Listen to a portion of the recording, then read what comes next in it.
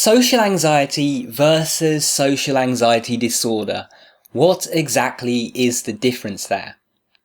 Well, first of all, what is social anxiety to begin with? Social anxiety is fear associated with social situations. It can vary in its intensity and how intrusive it is, and can range from anything from feeling just a touch nervous when performing in front of a large audience, to feeling extreme panic when you're just trying to interact with the cashier when you're buying groceries. Social anxiety is pervasive enough that it plays a role in all of our lives to some degree. Now, what is a disorder? Well, the DSM-5 classifies a disorder as a syndrome characterized by clinically significant disturbance in an individual's cognition, emotion regulation, or behavior that reflects a dysfunction in the psychological, biological, or developmental processes underlying mental functioning. So let's break that down. First of all, a syndrome. A syndrome is basically just a related set of signs or symptoms. Some syndromes are acute, temporary events, while others are chronic and long-lasting and can even have a genetic component, such as in a disease that you might be stuck with for all of your life. But as a syndrome is basically a set of symptoms, in the case of social anxiety disorder, the syndrome is the set of symptoms of social anxiety themselves, namely the fear and the nervousness, and all of the smaller symptoms associated with those.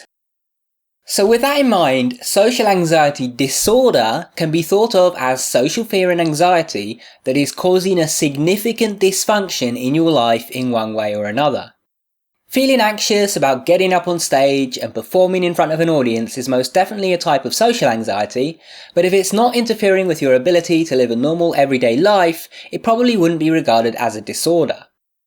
So why is it even important to make this distinction in the first place?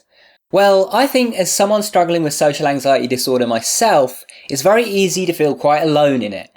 Like there's something terribly wrong with me and that everyone else gets to be completely anxiety-free and worry-free, and just wishing that I could be like that and not have any of those anxieties and worries. That isn't really true though. You see, everyone experiences social anxiety. Did I just say that? Yes, and I stand by it. Everyone experiences anxiety and everyone experiences social anxiety. You know, maybe there's some people out there that have had damage to that area of their brain responsible for fear and so on, or who don't have normal function there, who don't experience fear whatsoever. But all of those normal people that you look at as being confident, brave, calm, they feel anxiety just like you and me. Now, of course, it's going to vary in severity from individual to individual. Some people are nervous and shy in all social situations, while others only find that anxiety appears in more isolated occurrences, like performing, or at a job interview, or asking out a crush. Yet for 99.999% of people, social anxiety is a normal thing that they experience from time to time. Now, where it becomes a disorder is when that anxiety starts to prevent you from leading a normal life. Once you start developing avoidance behaviours and unhealthy coping mechanisms, that's a sign that, hey, this isn't just normal, healthy nervousness anymore, something is really going wrong here and it needs to be addressed. This is when it's time to admit that there's a problem and you have to start doing something about it. Whether that be by going out and facing your fears and practicing some kind of exposure therapy, or by speaking to a mental health professional, or by trying a medication. But I once again have to bring up this distinction, because I think it's natural for people in our position with anxiety to just want our anxiety to magically go away forever and never bother us again. And a lot of us believe that that's how other people experience their lives, with just no anxiety whatsoever, when that's not true. The likelihood is, that's probably not going to happen for you. You're never going to be 100% anxiety-free, calm and confident all the time, always. You can certainly reduce your anxiety. You can certainly have it not bother you very often, if you work at it.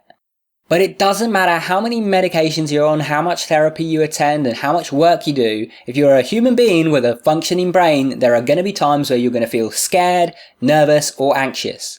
And that is perfectly okay. That doesn't mean that you're broken or that there's anything wrong with you. It just means that you're human. Now, what isn't okay is when we feel some of that fear or that nervousness and we let it dictate to us how we're going to live our lives. We hide away in our rooms because we fear being judged. We avoid picking up the phone because we don't know what to say. We don't apply for our dream job because we can't bring ourselves to face the interview. Anxiety itself is just a biological response. It's nervousness, really. Sometimes it's proportionate to the activity that we're doing. If you're nervous before skydiving, there's good reason for that because there is a bit of risk involved. Other times it's very, very disproportionate and overblown. You're not going to die just because you asked out your crush. What those brave and confident people that you look up to have learned to do is not to entirely eliminate their anxiety, but simply to learn to act in spite of it even when it's there. So that's what I believe the focus should be when you're suffering from social anxiety disorder. Instead of thinking, how do I get over my anxiety? Start thinking, how do I get over my disorder? Because that's right, while you're probably never going to have a completely anxiety-free life, because everyone deals with some degree of anxiety, no one says that you have to live with your disorder for the rest of your life. Social anxiety disorder is social anxiety that is causing significant dysfunction. Deal with that dysfunction and you can't even call it a disorder anymore. It's just regular social anxiety like the rest of the world experiences. It might be more significant, it might be less significant, but it won't really matter because you'll be leading the life that you want to live in spite of it. Having anxiety doesn't mean that you have to suffer all the time, because while anxiety is unpleasant, what's really unpleasant is what you're doing to yourself with your coping mechanisms, avoidance behaviours and so on that are unhealthy. Now this also means just as your disorder doesn't have to be permanent and you can in fact begin to lead a normal functioning life again, so too can it return if you neglect that and start falling back into old bad habits and avoidance behaviours.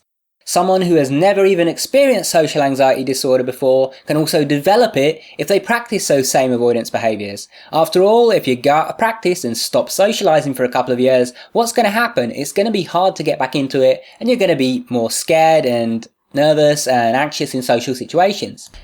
Now in future videos I want to go more into depth about the different methods that we have available to us to deal with social anxiety, both the anxiety side of things and the disorder side of things. But in summary, there are a few things that I want you to take away from this video. Number 1, you are not alone. Anxiety is a biological response. You are not some freak, you're not broken, you're not messed up. Just because you experience anxiety, no matter how severe it is, doesn't mean there's something inherently wrong with you or broken with you as a human being.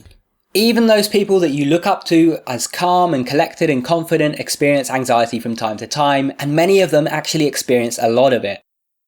Number 2, your quality of life is not dependent on how anxious you are, but on how you respond to that anxiety.